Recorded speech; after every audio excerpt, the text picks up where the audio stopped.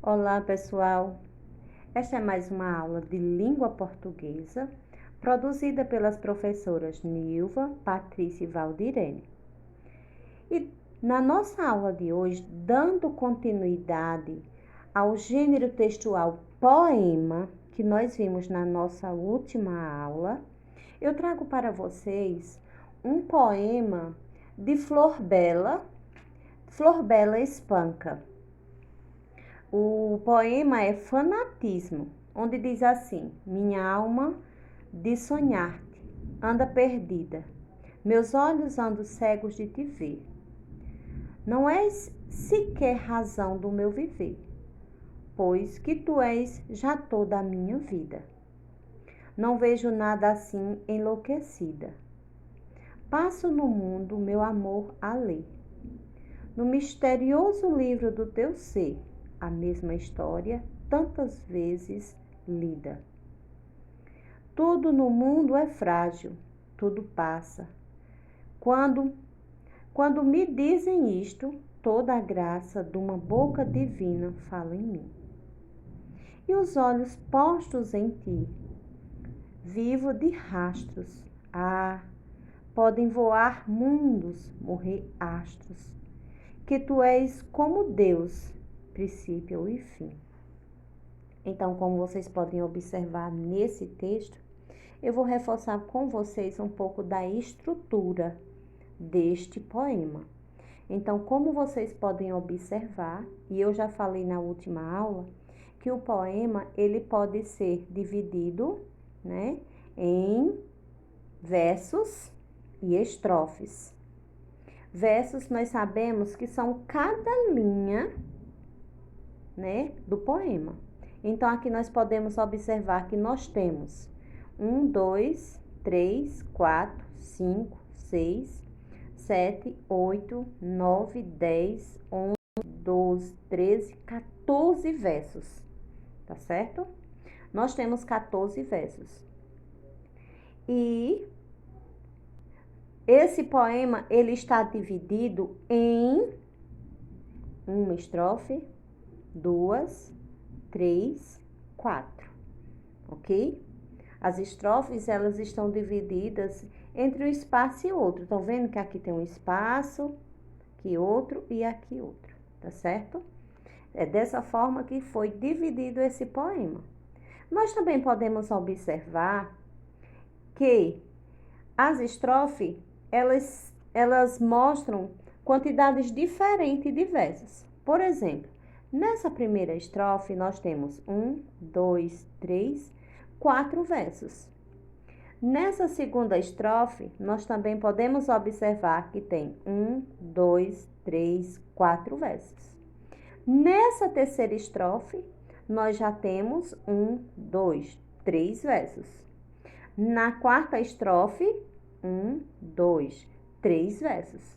Então, vejam que teve diferença de quantidade de versos em cada estrofe, ok? Eu espero que vocês tenham compreendido essa divisão, essa estruturação do poema, ok?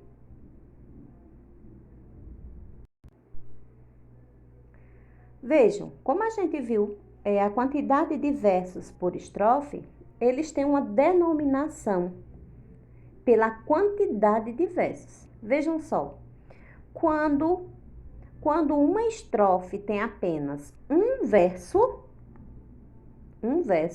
ele chama-se monóstico. Olha aqui o nome. E quando uma estrofe, ela tem 2 versos, ele chama-se dístico. Quando uma estrofe, ela tem apenas 3 versos, chama-se terceto. Quando ela tem 4 versos, ela pode ser chamada de quadra ou quarteto. Quando a estrofe é composta por 5 versos, ela é chamada de quintilha. Quando a estrofe é formada por 6 versos, ela é chamada de sextilha. Quando a estrofe tem 7 versos, ela pode ser chamada de sétima ou septilha, tá certo? Quando ela é composta, quando a estrofe é composta por 8 versos, ela é chamada de oitava, ok? Então, voltando ao poema Fanatismo, nós iremos analisar e classificar as estrofes pela quantidade de versos. Então, nessa primeira estrofe, como nós podemos observar, tem 1, 2, 3, 4 versos. Então, se ela tem 4 versos, ela chama-se quadra ou quarteto. Esta segunda estrofe, ela tem 1, 2, 3, 4 versos. Então, ela também é chamada de quadra ou quarteto. Já essa terceira estrofe, como nós podemos observar, ela tem apenas 1, 2, 3 versos. Então, ela é chamada de terceto. Essa quarta, ela também tem 1, 2, 3 versos. Então, ela é chamada de terceto. Ok, crianças? Eu trago também para vocês esse esclarecimento, né? Como a gente vai ver logo mais nas atividades, então é importante que vocês saibam que poema é o gênero textual que se constrói não apenas com ideias e sentimentos, mas também por meio de emprego do verso e seus recursos musicais, a sonoridade e o ritmo das palavras, da função poética da linguagem e de palavras com sentido conotativo. Então, o poema, ele é o texto, é o gênero textual. E poesia, né, como vocês podem observarem aqui, a poesia é o subjetivo, o abstrato, enquanto que poema é o concreto. Como eu já falei, poema é o texto, tá certo? Já a poesia é o sentimento que o autor quer transmitir para o leitor. Ok, pessoal? Então, agora nós iremos realizar a atividade, tá certo? E espero que vocês tenham compreendido. Eu trago para vocês hoje, né, o nosso livro didático de língua portuguesa e quero que vocês abram na página 22, onde eu irei explicar para vocês a organização estrutural do poema. Nessa primeira parte aqui, ó, tá? A gente vai nessa página, nós só iremos analisar, tá? Nós iremos analisar a estruturação do poema. Vou dar um zoom aqui para que vocês vejam bem. Que o poema, né, é o texto em versos que podem formar estrofe. A gente viu logo ali atrás, onde eu mostrei a estruturação para vocês, não foi? Então, dando continuidade, né? Então, vejam só, a intenção, né? O texto em si é a intenção, é fazer a arte com palavras, é emocionar, é sensibilizar, é estimular a imaginação e também entreter quem está lendo, o leitor. O poema também, ele tem sua linguagem e sua construção, que pode ter, né? Que a gente pode observar aqui. A gente pode ver que ele tem os versos, as rimas, o ritmo, a sonoridade com as palavras e o jogo das palavras. Leitores, quem são os leitores? Os leitores, eles são pessoas que gostam de arte com palavras, de texto que emocionam, sensibilizam o que tenham poesia e linguagem verbal. Então, isso aqui, esse esquema aqui, ele é um pouco da estruturação do poema, tá certo? E eu trago também para vocês nessa página, na página 23, onde também nós iremos analisar um pouco nessa parte aqui, tá? Tia, mas por que você tá pulando isso aqui? Porque isso aqui é uma atividade onde você tinha que fazer com outras pessoas, com outros colegas. Então, né, era um sarau, declamação de poemas. Então, infelizmente, a gente não poderemos realizar essa atividade porque você está sozinho realizando sua atividade. Então, aí, como eu falei para vocês, aqui a gente vai reforçar os nossos conhecimentos em relação à diferença entre poesia e poema. Eu vou dar um zoom para que vocês possam ver melhor, tá? E será interessante que você esteja acompanhando com o seu livro.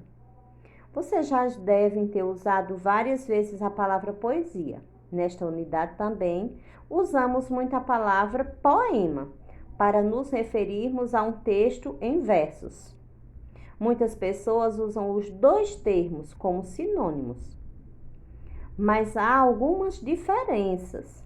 Por exemplo, poemas são textos escritos em versos e estrofes, que geralmente têm poesia. Como eu já disse para vocês, que poesia é o sentimento que tem no poema. Mas poesia vai muito além de poemas. Quando dizemos que alguma coisa é poética, é porque nós podemos encontrar poesia em diferentes expressões artísticas, né? Como desenhos, pinturas, né? Fotografias, vídeos e entre outros. Olha aqui só, como vocês podem observar, né? Isso aqui é uma imagem, uma foto, né? Observem esta foto, o que foi retratada.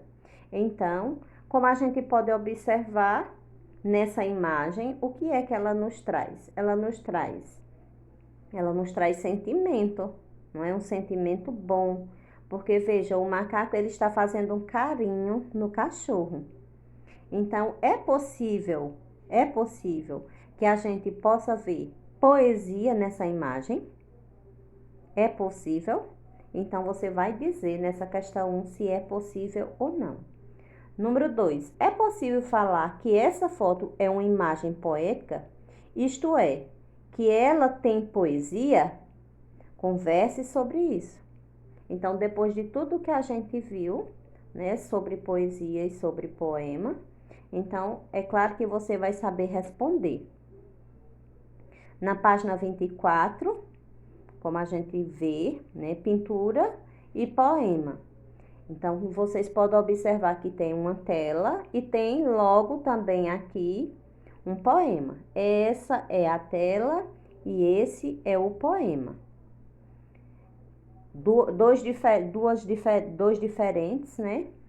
Duas diferentes imagens, mas que a gente pode ler a tela e observar se ela tem poesia, se ela representa poesia nessa imagem. Então, converse sobre o que acharam dessa combinação de linguagem, pintura e poema. Então, é isso. Nessa página aqui, você não vai precisar responder nada, só é uma análise mesmo. Já nessa página 25, aqui sim, né, você vai responder. Nessa alternativa aqui da letra A, onde diz: os versos reescritos com outras palavras têm o mesmo efeito dos que estão no poema? Converse sobre o que perceberam. Nós vimos aqui nessa outra página, né? O poema 1, aliás, o poema A e o poema 2, ou B, como vocês podem observar. São trechos de poema.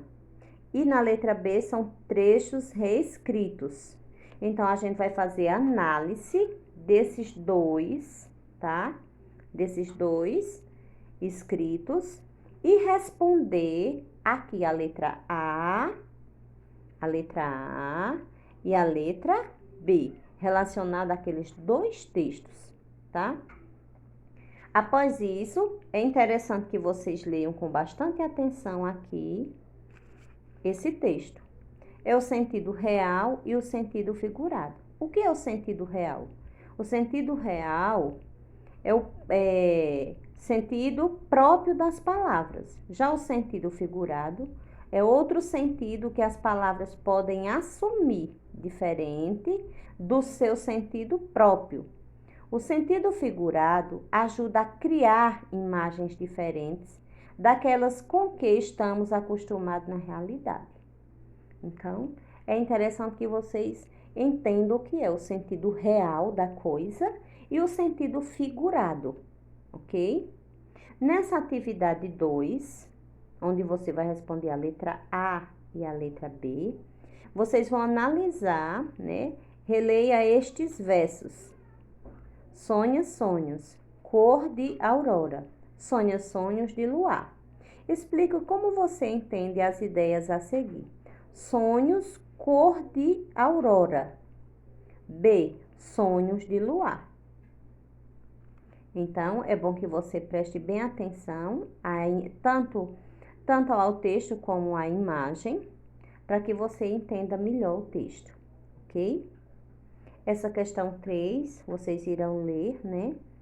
E vão responder também. Você sabe o significado da palavra rio? Leia estas frases com atenção ao emprego dessa palavra. Carlos ganhou rios de dinheiro em seus negócios. A outra frase é: o Rio São Francisco nasce na Serra da Canastra, em Minas Gerais. Então, a palavra aqui é rios, né? Rios e rios.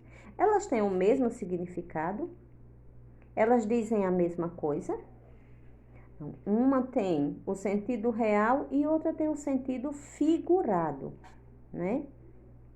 Então, é isso, pessoal. Então, na página 26, eu trago a questão A e a questão B, ainda trabalhando o sentido real e o sentido figurado, tá certo? Na letra A disse o seguinte: em qual das frases a palavra rio está no seu sentido real? De um curso de água natural. Explique. Então, essas duas frases aqui que vocês irão analisar, tá? Para responder na outra atividade aqui, ó. A e B, tá certo? E eu trago por último esse texto para que vocês façam a leitura, né? O poema Pé com Pé, para que vocês leiam e se deliciem nesta leitura, tá? Então, a nossa atividade no livro didático de hoje é da página 22 à página 26, tá? Prestando bem atenção no que eu expliquei, no que eu falei para vocês, ainda em relação ao gênero textual poema, ok, pessoal? Espero que vocês tenham entendido.